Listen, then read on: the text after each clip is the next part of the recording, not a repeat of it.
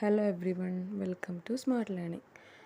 Quick revision സീരീസിൻ്റെ അടുത്തൊരു വീഡിയോയിലേക്ക് എല്ലാവർക്കും സ്വാഗതം. അപ്പോൾ നമ്മൾ ഇന്ന് 4th സ്റ്റേജിലെ ക്വസ്റ്റ്യൻ പേപ്പറാണ് ഡിസ്കസ് ചെയ്യാനായിട്ട് പോകുന്നത്. അപ്പോൾ നമുക്ക് നേരെ ക്വസ്റ്റ്യൻ പേപ്പറിലേക്ക് കിടക്കാം. ഒന്നാമത്തെ ചോദ്യം, കേന്ദ്ര കോർപ്പറേറ്റ് കാര്യ മന്ത്രി ആര്? അപ്പോൾ ഇതിൻ്റെ കറക്റ്റായിട്ടുള്ള ആൻസർ ഓപ്ഷൻ സി, നിർമ്മല സീതാരാമനാണ്. എല്ലാവരും പുതിയ പോർട്ട്ഫോളിയോസും അതിൻ്റെ മന്ത്രിമാരൊക്കെ നന്നായി പഠിച്ചു വയ്ക്കുക. കാരണം കേന്ദ്ര മന്ത്രിസഭയിൽ നിന്നായാലും അതുപോലെ കേരള മന്ത്രിസഭയിൽ നിന്നായാലും നിരവധി ചോദ്യങ്ങൾ വരാറുണ്ട്. ഇനി അടുത്ത ചോദ്യം, രാജാറാം മോഹൻ റോയ് ബംഗാളി ഭാഷയിൽ ആരംഭിച്ച പത്രമേത്? അപ്പോൾ ഇതിൻ്റെ കറക്റ്റായിട്ടുള്ള ആൻസർ ഓപ്ഷൻ സി, സംബാദ് കൗമുദിയാണ്. അപ്പോൾ ഇത് SCERTന്ന് ഡയറക്റ്റ് ആയിട്ടുള്ള ഒരു ക്വസ്റ്റ്യൻ ആണ്. ഇതിൽ ഓപ്ഷൻ ഡി ആയിട്ടുള്ള മിറാത്തുൽ അക്ബറും രാജാറാം മോഹൻ റോയുടെ തന്നെ പ്രധാനപ്പെട്ട ഒരു പത്രമാണ്. അത് പക്ഷേ പേർഷ്യൻ ഭാഷയിൽ ആരംഭിച്ച പത്രമാണ്. ഇനി അടുത്ത ചോദ്യം, സ്വതന്ത്ര ഇന്ത്യയിലെ ആദ്യത്തെ voter? Option A, Shyam Saran നേഗിയാണ് കറക്റ്റായിട്ടുള്ള ആൻസർ. 2022 നവംബർ 5-നാണ് ശ്യാം ശരൺ നേഗി അന്തരിക്കുന്നത്. അപ്പോൾ അത് PSCയിൽ കറണ്ട് അഫയറിൽ ചോദിക്കാൻ ചാൻസ് ഉള്ള ഒരു ചോദ്യമാണ്. ഇനി അടുത്ത ചോദ്യം, 4ാമത്തെ ചോദ്യം, ഉൽക്കാവർഷ പ്രദേശം എന്നറിയപ്പെടുന്ന അന്തരീക്ഷ പാളി ഏത്? ഇതിൻ്റെ കറക്റ്റായിട്ടുള്ള ആൻസർ ഓപ്ഷൻ ബി, മിസോസ്ഫിയർ ആണ്. നമുക്കറിയാം ഏറ്റവും താഴത്തെ പാളി ഏതാണ്? ട്രോപ്പോസ്ഫിയർ ആണല്ലേ. അതിന് തൊട്ട് മേലെയുള്ള പാളികളാണ് സ്ട്രാറ്റോസ്ഫിയർ, പിന്നെ അതിനും മേലെയുള്ളതാണ് മിസോസ്ഫിയർ, ഏറ്റവും ലാസ്റ്റ് ഉള്ളതാണ് തെർമോസ്ഫിയർ. അപ്പോൾ ഓരോ അന്തരീക്ഷ പാളികളിലും അനുഭവപ്പെടുന്ന പ്രതിഭാസങ്ങളെക്കുറിച്ചിട്ടും ഒക്കെ നമുക്ക് ഡീറ്റെയിൽ ആയിട്ട് പഠിക്കാനുണ്ട്. അത് സ്ഥിരമായിട്ട് PSC ചോദിക്കുന്ന ഒരു ചോദ്യങ്ങളാണ്.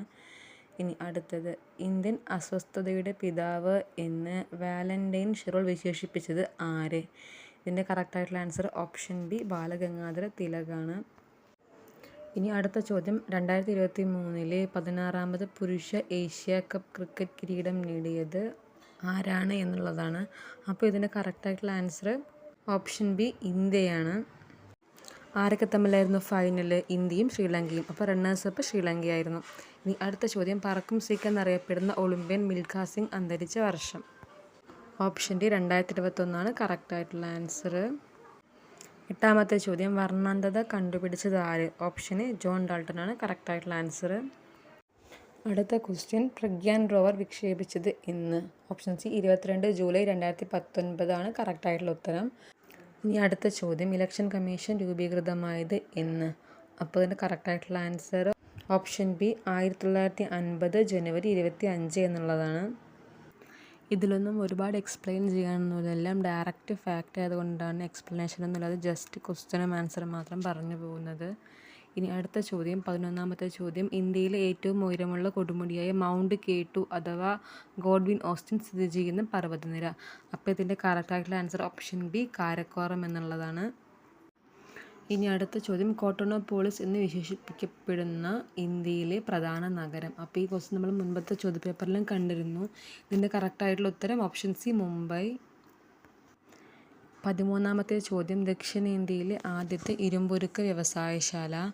Option C, Visvesvaraya iron and steel works limited ആണ്. അപ്പോൾ ഈ Visvesvaraya iron and steel works limited സ്ഥിതി ചെയ്യുന്നത് കർണാടക ജില്ലയിലെ ഭദ്രാവതി എന്ന സ്ഥലത്താണ്.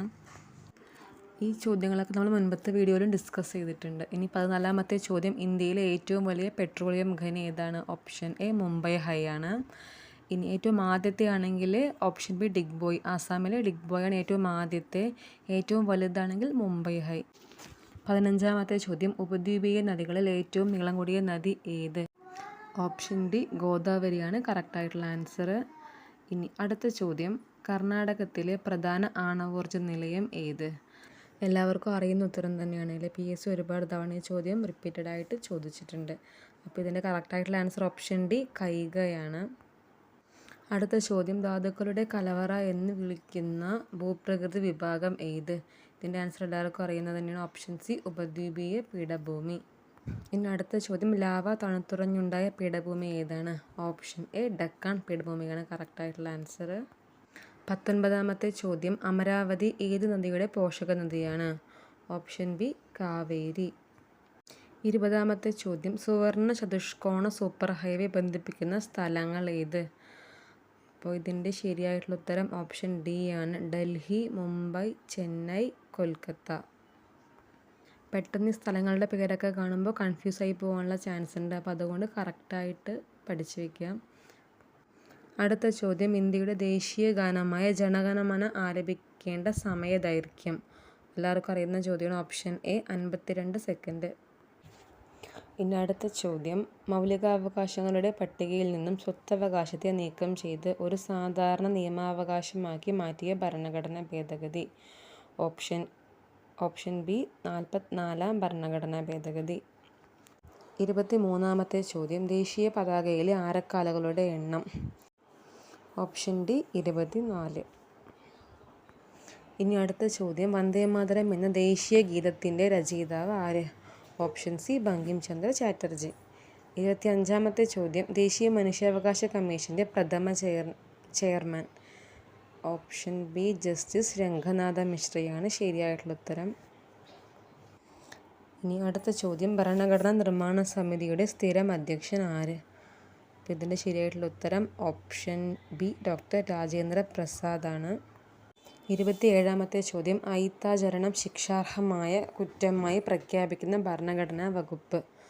അപ്പോൾ ഇതിൻ്റെ കറക്റ്റായിട്ടുള്ള ഉത്തരം ഓപ്ഷൻ എ ആർട്ടിക്കിൾ 17 മഹാത്മാഗാന്ധി കി ജയ് എന്ന മുദ്രാവാക്യത്തോടെ ഭരണഘടനാ നിർമ്മാണ സഭ അംഗീകരിച്ച ഭരണഘടനാ വ്യവസ്ഥയാണ് ഏത്? ഈ ആർട്ടിക്കിൾ 17 പറയുന്ന അയിത്ത നിർമ്മാർജ്ജനം. 28-ാമത്തെ ചോദ്യം, മൗലിക കടമകൾ ഇന്ത്യൻ ഭരണഘടനയുടെ എത്രാമത്തെ ആർട്ടിക്കിളിലാണ് ഉൾപ്പെടുത്തിയിരിക്കുന്നത്? ഈ ചോദ്യത്തിൻ്റെ കറക്റ്റായിട്ടുള്ള ആൻസർ ഓപ്ഷൻ ബി അനുച്ഛേദം 51A എന്നുള്ളതാണ്. ഇനി മൗലിക കടമകൾ ഏത് ഭാഗത്താണ്? പാർട്ട് 4A അല്ലേ. അടുത്ത ചോദ്യം, കേരളത്തിലെ ഇപ്പോഴത്തെ മുഖ്യ വിവരാവകാശ കമ്മീഷണർ ആര്? അപ്പോൾ ഈ ഓപ്ഷനുള്ളതല്ല, ഇപ്പോൾ ഉത്തരം മാറിയിട്ടുണ്ട്. ഇപ്പോഴത്തെ മുഖ്യ വിവരാവകാശ കമ്മീഷണർ വി ഹരി നായരാണ്. അടുത്ത ചോദ്യം, ജനങ്ങളുടെ മൗലികാവകാശങ്ങളുടെ സംരക്ഷകനാണ്. ഓപ്ഷൻ ഡി സുപ്രീം കോടതി. ഇനി അടുത്ത ചോദ്യം, തിരുവിതാംകൂറിൽ രാഷ്ട്രീയ പ്രക്ഷോഭങ്ങൾക്ക് തുടക്കം കുറിച്ച സംഭവം ഏത്? ഇതിൻ്റെ കറക്റ്റായിട്ടുള്ള answer option A Malayali memorial. ഇനി അടുത്ത ചോദ്യം, സ്വാതന്ത്ര്യാനന്തരം കേരളത്തെ ഒരു പ്രത്യേക സംസ്ഥാനമായി പുനഃസംഘടിപ്പിക്കണമെന്ന പ്രമേയം അവതരിപ്പിച്ച സംസ്ഥാന കോൺഗ്രസ് സമ്മേളനം നടന്ന സ്ഥലം ഏത്? അപ്പോൾ അതിൻ്റെ ശരിയായിട്ടുള്ള ഉത്തരം ഓപ്ഷൻ ബി പയ്യന്നൂരാണ്. 34-ാമത്തെ ചോദ്യം, തിരുവിതാംകൂർ മുസ്ലിം മഹാജനസഭ സ്ഥാപിച്ചതാര്? ഓപ്ഷൻ ഡി വക്കം അബ്ദുൽ ഖാദർ മൗലവി. 35-ാമത്തെ ചോദ്യം, കോഴിക്കോട് ഉപ്പു സത്യാഗ്രഹത്തിന് നേതൃത്വം നൽകിയ വ്യക്തി ആര്? അപ്പോൾ ഇതിന് കറക്റ്റായിട്ടുള്ള answer option B Muhammad Abdurahiman Sahib. നമുക്കറിയാം പയ്യന്നൂരിലാണ് കെ കേളപ്പൻ നേതൃത്വം നൽകിയത് എന്നുള്ളത്. അടുത്ത ചോദ്യം, കേരളത്തിലെ ഏറ്റവും വലിയ ജില്ല ഏത്? മുൻപ് പാലക്കാടായിരുന്നു, ഇപ്പോൾ ഇടുക്കിയാണ്. അപ്പോൾ കറക്റ്റായിട്ടുള്ള ഉത്തരം ഓപ്ഷൻ ബി ഇടുക്കി. 37-ാമത്തെ ചോദ്യം, കേരളത്തിൻ്റെ ഖാദി ഗ്രാമ വ്യവസായങ്ങളുടെ ചുമതലയുള്ള മന്ത്രി ആര്? അപ്പോൾ ഇതിൻ്റെ ശരിയായിട്ടുള്ള ഉത്തരം ഓപ്ഷൻ ബി പി രാജീവാണ്. അടുത്ത ചോദ്യം, കേരള സ്പോർട്സ് കൗൺസിലിന് രൂപം നൽകിയതാര്? ഓപ്ഷൻ ഡി ഗോദവർമ്മ രാജ. 39-ാമത്തെ ചോദ്യം, പശ്ചിമഘട്ടത്തിലെ മഴനിഴൽ പ്രദേശത്ത് സ്ഥിതി ചെയ്യുന്ന കേരളത്തിലെ ഏക വന്യജീവി സങ്കേതം ഏത്? Option B Chinnar. ഇനി 40-ാമത്തെ ചോദ്യം, അട്ടപ്പാടിയിലെ ഗോത്ര സമൂഹങ്ങൾക്കിടയിൽ ഇന്നും നിലവിലുള്ള കൃഷിരീതി ഏത്? ഇതിൻ്റെ ശരിയായിട്ടുള്ള ഉത്തരം ഓപ്ഷൻ സി പുനം കൃഷി.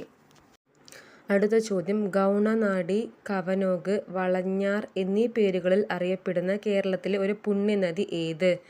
ഇതിൻ്റെ കറക്റ്റായിട്ടുള്ള ആൻസർ ഓപ്ഷൻ സി മീനച്ചിലാർ.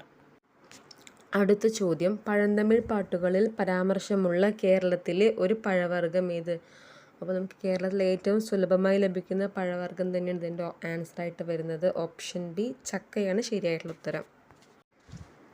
ഇനി 43-ാമത്തെ ചോദ്യം, പ്രകൃതി ദുരന്തങ്ങളുടെ നിവാരണത്തിനും ലഘൂകരണത്തിനുമായി സംസ്ഥാനത്ത് പ്രവർത്തിക്കുന്ന സംവിധാനം താഴെ പറയുന്നവയിൽ ഏതാണ്? അപ്പോൾ നമുക്ക് ഓപ്ഷൻ കണ്ടാൽ തന്നെ മനസ്സിലാവും, ഇതെല്ലാം ദുരന്ത നിവാരണത്തിന് സഹായിക്കുന്ന സ്ഥാപനങ്ങളും അതോറിറ്റിയും വകുപ്പുകളൊക്കെയാണ്. അപ്പോൾ ഇതിൻ്റെ കറക്റ്റായിട്ടുള്ള ആൻസർ ഓപ്ഷൻ ഡി മുകളിൽ പറഞ്ഞവയെല്ലാം, അതായത് കേരള റവന്യൂ ദുരന്ത നിവാരണ വകുപ്പ്, അതുപോലെ സംസ്ഥാന ദുരന്ത നിവാരണ അതോറിറ്റി, ദുരന്ത സാധ്യത അപഗ്രഥന സെൽ, ഇതെല്ലാം പ്രകൃതി ദുരന്തങ്ങളുടെ നിവാരണത്തിനും ലഘൂകരണത്തിനും വേണ്ടിയിട്ട് സംസ്ഥാനത്ത് പ്രവർത്തിക്കുന്ന സ്ഥാപനങ്ങളും സംഘടനകളൊക്കെയാണ്. 44-ാമത്തെ ചോദ്യം, എറണാകുളം ജില്ലയിലെ ഏത് സ്ഥലത്ത് നടത്തിയ ഉത്ഖനനമാണ് പ്രാചീന തമിഴകത്തിന് റോമുമായി വ്യാപാര ബന്ധം ഉണ്ടായിരുന്നതിനുള്ള തെളിവുകൾ നൽകുന്നത്? അപ്പോൾ ഈ ചോദ്യത്തിൻ്റെ ശരിയായിട്ടുള്ള ഉത്തരം ഓപ്ഷൻ സി പറവൂർ ആണ്. 45-ാമത്തെ ചോദ്യം 2012 ഉരുൾപൊട്ടലുണ്ടായ പുല്ലൂരാംപാറ ഏത് ജില്ലയിലാണ്?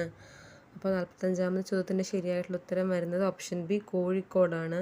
കുറച്ചുകൂടി മുന്നിലേക്ക് കടന്ന് ചോദിച്ചൊരു ചോദ്യമാണിത്. അപ്പോൾ ഈ ഉരുൾപൊട്ടൽ അതുപോലെ ചുഴലിക്കാറ്റുകളൊക്കെ വരുന്ന സമയത്ത് നമ്മൾ കുറച്ച് വർഷം പിറകിലോട്ട് പഠിച്ചിരിക്കേണ്ടതായിട്ടുണ്ട്. ഇനി 46-ാമത്തെ ചോദ്യം ഭാഷാടിസ്ഥാനത്തിലുള്ള സംസ്ഥാനങ്ങളുടെ രൂപീകരണത്തിനായി നിലവിൽ വന്ന പുനഃസംഘടനാ കമ്മീഷനിലെ അംഗങ്ങൾ അല്ലാത്തത് ആര്? അപ്പോൾ ഇതൊരു ഡിലീറ്റായി പോയ ക്വസ്റ്റ്യൻ ആയിരുന്നു. അതായത് പ്രിൻറ്റിങ് മിസ്റ്റേക്ക് ആയിരിക്കുമ്പോൾ ഫസൽ അലിക്ക് പകരം ഹസൻ അലി എന്നുള്ളതാണ് ഓപ്ഷൻ ബിയിൽ കിടക്കുന്നത്. അപ്പോൾ നമുക്കറിയാം സംസ്ഥാന പുനഃസംഘടനാ കമ്മീഷനിൽ ആരൊക്കെ അംഗങ്ങളുണ്ടായിരുന്നത്? ഫസൽ അലി, എച്ച് എൻ കുൻസ്രു, അതുപോലെ തന്നെ സർദാർ കെ എം പണിക്കറി 3 പേരായിരുന്നു അല്ലേ. വി പി മേനോൻ ഉണ്ടായിരുന്നില്ല. അപ്പോൾ അതിൻ്റെ ആൻസർ വി പി മേനോനാണ്. പക്ഷേ ഇവിടെ ഫസൽ അലി മാറിയിട്ട് പ്രിൻറ്റിങ് മിസ്റ്റേക്കോ ടൈപ്പിംഗ് മിസ്റ്റേക്കോ ആയിരിക്കും. അതുകൊണ്ട് ഈ ചോദ്യം ക്യാൻസലായി പോയതാണ്. ഇനി അടുത്ത ചോദ്യം 47-ാമത്തെ ചോദ്യം സ്വദേശി സമരകാലത്ത് ഇന്ത്യൻ ജനതയിൽ ദേശസ്നേഹം വളർത്താൻ ഭാരതമാത എന്ന ചിത്രം വരച്ചതാര്? അപ്പം മുൻപൊരു വീഡിയോയിൽ ഇതിനെക്കുറിച്ച് പറഞ്ഞിട്ടുണ്ടായിരുന്നു. അപ്പോൾ ഇതിൻ്റെ കറക്റ്റായിട്ടുള്ള answer option C Abanindranath Tagore എന്നുള്ളതാണ്. അടുത്ത ചോദ്യം സ്വാതന്ത്ര്യ സമര കാലഘട്ടത്തിൽ ലാല ഹർദയാൽ ഗദ്ദർ പാർട്ടി എന്ന സംഘടനയ്ക്ക് രൂപം നൽകിയത് ഏത് രാജ്യത്ത് വെച്ചാണ്? ഈ ചോദ്യത്തിൻ്റെ കറക്റ്റായിട്ടുള്ള ആൻസർ ഓപ്ഷൻ സി അമേരിക്ക. 49-ാമത്തെ ചോദ്യം ഇന്ത്യൻ സ്വാതന്ത്ര്യ സമര കാലഘട്ടത്തിൽ ഇന്ത്യയിൽ ഉദയം ചെയ്ത തൊഴിലാളി പ്രസ്ഥാനം ഏത്? അപ്പോൾ ഈ ഓപ്ഷനുള്ളതെല്ലാം തൊഴിലാളി പ്രസ്ഥാനങ്ങളാണ്. അപ്പോൾ ഇതിൻ്റെ കറക്റ്റായിട്ടുള്ള ആൻസർ ഓപ്ഷൻ ഡി ഇവയെല്ലാം. അടുത്തത് 50-ാമത്തെ ചോദ്യം 1950 മാർച്ച് 15 നിലവിൽ വന്ന ആസൂത്രണ കമ്മീഷൻ്റെ വൈസ് ചെയർമാൻ ആരായിരുന്നു? അപ്പോൾ ആ സമയത്ത് വൈസ് ചെയർമാൻ ആരായിരുന്നു? ഗുൽസാരിലാൽ നന്ദ. ഓപ്ഷൻ ബി ആണ് കറക്റ്റായിട്ടുള്ള ആൻസർ. ആസൂത്രണ കമ്മീഷൻ നിലവിൽ വന്ന സമയത്തുള്ള ചെയർമാൻ ആരായിരുന്നു? പ്രധാനമന്ത്രിയായി നെഹ്റു ആയിരുന്നു അല്ലേ. ഇനി അടുത്ത ചോദ്യം ഇന്ത്യയിൽ 10+2+3 മാതൃകയിൽ വിദ്യാഭ്യാസം നടപ്പിലാക്കാൻ ശുപാർശ ചെയ്ത കമ്മീഷൻ ഏത്? അപ്പോൾ അതിൻ്റെ കറക്റ്റായിട്ടുള്ള ഉത്തരം ഓപ്ഷൻ സി കോത്തായി കമ്മീഷനാണ്. നമ്മൾ മുൻപത്തെ ക്വസ്റ്റ്യൻ പേപ്പറിൽ ഡിസ്കസ് ചെയ്തിട്ടുണ്ടായിരുന്നു. ഇനി അടുത്ത ചോദ്യം ആരുടെ ജന്മദിനമാണ് ഇന്ത്യയിൽ ദേശീയ വിദ്യാഭ്യാസ ദിനമായി ആചരിക്കുന്നത്? അപ്പോൾ ഓപ്ഷൻ ബി മൗലാന അബ്ദുൽ കലാം ആസാദ് എന്നുള്ളതാണ് ശരിയായിട്ടുള്ള ഉത്തരം. ഏതാണ് ഡേറ്റ് ഏതാ വരുന്നത്? നവംബർ 11. അടുത്ത ചോദ്യം the transfer of power in India ആരുടെ പുസ്തകമാണ്? പേസ് സ്ഥിരമായി ചോദിക്കുന്ന ചോദ്യമാണ്. SCERTയുടെ ബോക്സ് ആയിട്ട് കൊടുത്തിട്ടുണ്ട്. കറക്റ്റായിട്ടുള്ള answer option A V P Menon. ഇനി 54-ാമത്തെ ചോദ്യം 1954-64 കാലഘട്ടത്തിനിടയ്ക്ക് എത്ര IITകൾ ഇന്ത്യയിൽ സ്ഥാപിതമായിട്ടുണ്ട്? അപ്പോൾ ഇതിൻ്റെ കറക്റ്റായിട്ടുള്ള ആൻസർ ഓപ്ഷൻ ഡി 5 എന്നുള്ളതാണ്. ഫസ്റ്റ് 5 ഇയർ പ്ലാനിൻ്റെ സമയത്താണ് ഇന്ത്യയിൽ IITകളുടെ പ്രവർത്തനം ആരംഭിക്കുന്നത്. ഇനി അടുത്ത ചോദ്യം ഇന്ത്യക്കകത്തും പുറത്തുമുള്ള ഇന്ത്യൻ കലകളുടെ പ്രചാരണം ലക്ഷ്യമിട്ടുകൊണ്ട് ന്യൂഡൽഹി ആസ്ഥാനമാക്കി പ്രവർത്തനം ആരംഭിച്ച സ്ഥാപനം ഏത്? ഇതിൻ്റെ ശരിയായിട്ടുള്ള ഉത്തരം ഓപ്ഷൻ എ ലളിതകലാ അക്കാദമി എന്നുള്ളതാണ്. ഇനി അടുത്ത ചോദ്യം മലയാളത്തിലെ ആദ്യ വ്യാകരണ ഗ്രന്ഥം തയ്യാറാക്കിയത് ആര്? അപ്പോൾ ഇത് സ്ഥിരമായിട്ട് പേസ് ചോദിക്കുന്ന ഒരു ചോദ്യമാണ്, എല്ലാവർക്കും അറിയുമായിരിക്കും. ഇതിൻ്റെ കറക്റ്റായിട്ടുള്ള answer option D Angelos Francis എന്നുള്ളതാണ്. 57-ാമത്തെ ചോദ്യം ചാന്നാർ ലഹള നടന്ന വർഷം ഏത്? അപ്പോൾ അതിൻ്റെ കറക്റ്റായിട്ടുള്ള ആൻസർ ഓപ്ഷൻ ബി 1859. ശരിക്കും ചാന്നാർ ലഹള അടിച്ചമർത്തിയ വർഷം അല്ലെങ്കിൽ ചാന്നാർ സ്ത്രീകൾക്ക് മാറുമറയ്ക്കാനുള്ള അവകാശം നൽകിയ വർഷമാണ് 1859 എന്ന് പറയുന്നത്. കുറച്ച് വർഷങ്ങളായിട്ട് നടന്ന പ്രക്ഷോഭത്തിൻ്റെ അവസാനമാണ് ഈ വർഷം എന്ന് പറയുന്നത്. ചാന്നാർ ലഹള പല പേരിലും അറിയപ്പെടുന്നുണ്ട്. മേൽമുണ്ട് സമരം, അതുപോലെ മാറുമറയ്ക്കൽ സമരം എന്നൊക്കെ അറിയപ്പെടുന്നുണ്ട്. ഈ സമരത്തിന് നേതൃത്വം നൽകിയ ആദ്യകാലങ്ങളിൽ നേതൃത്വം നൽകിയ വ്യക്തി എന്ന് പറയുന്ന ഒരാളാണ് വൈകുണ്ഠസ്വാമികൾ. PSC ഇത് ചോദിച്ചിട്ടുണ്ട് മുൻപ്. പിന്നെ PSC ചോദിച്ച മറ്റൊരു ചോദ്യം എന്ന് പറയുന്നത് ഈ മാറുമറയ്ക്കാനുള്ള അനുവാദം നൽകിയ തിരുവിതാംകൂറിലെ ഭരണാധികാരി ആരാണെന്ന് ചോദിച്ചിട്ടുണ്ട്. അതിൻ്റെ കറക്റ്റായിട്ടുള്ള ആൻസർ വരുന്നത് ഉത്രം തിരുനാൾ മാർത്താണ്ഡവർമ്മയാണ്. അപ്പോൾ അതെല്ലാവരും ഒന്ന് നോട്ട് ചെയ്ത് വയ്ക്കുക. ഇനി അടുത്ത ചോദ്യം വാദിക്കാനും ജയിക്കാനുമല്ല അറിയാനും അറിയിക്കാനുമാണ് ആരുടെ പ്രശസ്തമായ വാക്കുകളാണിത്? അപ്പോൾ അതിൻ്റെ ശരിയായിട്ടുള്ള ഉത്തരമായിട്ട് വരുന്നത് ഓപ്ഷൻ എ ശ്രീനാരായണ ഗുരു. ഇനി 59-ാമത്തെ ചോദ്യം ഗുരുവായൂർ സത്യാഗ്രഹം നടന്നത് ആരുടെ നേതൃത്വത്തിലാണ്? ഓപ്ഷൻ എ കെ കേളപ്പനാണ് കറക്റ്റായിട്ടുള്ള ആൻസർ. ഇനി 60-ാമത്തെ ചോദ്യം ഈ സെക്ഷനിലെ ലാസ്റ്റ് ചോദ്യമാണ് ഗാന്ധിയും അരാജകത്വവും എന്ന ഗ്രന്ഥം രചിച്ചത് ആര്? അപ്പോൾ അതിൻ്റെ ശരിയായിട്ടുള്ള ഉത്തരമായിട്ട് വരുന്നത് ഓപ്ഷൻ ബി സി ശങ്കരൻ നായരാണ്. ചേറ്റൂർ ശങ്കരൻ നായർ എന്നുള്ളതാണ് കറക്റ്റായിട്ടുള്ള ആൻസർ. ഇനി 5th സ്റ്റേജിലെ മുഴുവൻ GK ചോദ്യങ്ങളുമായിട്ട് നെക്സ്റ്റ് വീഡിയോയിൽ കാണാം. ഈ ചോദ്യത്തോടൊപ്പം ഇന്നത്തെ ക്ലാസ് ഇവിടെ അവസാനിക്കുകയാണ്. അപ്പോൾ PSCയുടെ ട്രെൻഡ് അറിയാനുള്ള ഏറ്റവും നല്ല ബെസ്റ്റ് മെത്തേഡ് എന്ന് പറയുന്നത് PSCയുടെ ക്വസ്റ്റ്യൻ പേപ്പറിന് നന്നായിട്ട് വർക്കൗട്ട് ചെയ്യുക എന്നുള്ളതാണ്. അപ്പോൾ എല്ലാവരും പ്രിലിംസിന് വേണ്ടി നന്നായിട്ട് പഠിക്കുക.